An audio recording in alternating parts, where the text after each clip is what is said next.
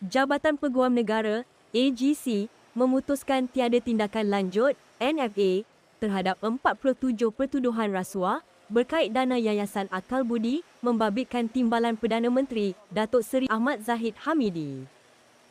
AGC dalam satu kenyataan hari ini berkata keputusan itu sekaligus membawa kepada penamatan muktamad kes berkenaan.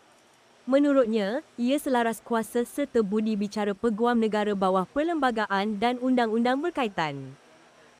Katanya, keputusan diambil berasaskan pertimbangan profesional dan undang-undang dengan mengambil kira kepentingan keadilan, integriti proses pendakwaan serta keperluan memastikan kepastian dan ketelusan sistem keadilan jenayah.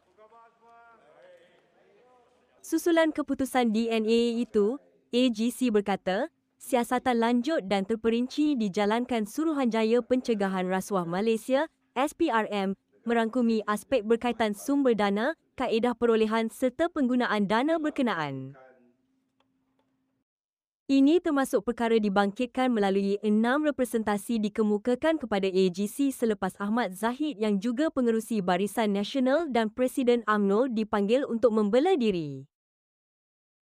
Media sebelum ini melaporkan permohonan semakan kehakiman difailkan di Mahkamah Tinggi berhubung keputusan Mahkamah Tinggi Kuala Lumpur pada 4 September 2023 yang melepas tanpa membebaskan DNA Ahmad Zahid.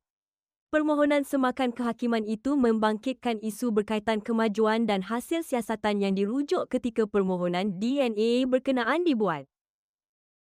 Pada 4 September 2023, Mahkamah Tinggi Kuala Lumpur melepas tanpa membebaskan Ahmad Zahid daripada 47 pertuduhan pecah amanah, rasuah dan pengubahan wang haram membabitkan dana Yayasan Akal Budi. Hakim Datuk Colin Lawrence Sikuerah yang kini Hakim Mahkamah Persekutuan membuat keputusan itu selepas pendakwaan memaklumkan AGC ingin memberhentikan prosiding terhadap Ahmad Zahid.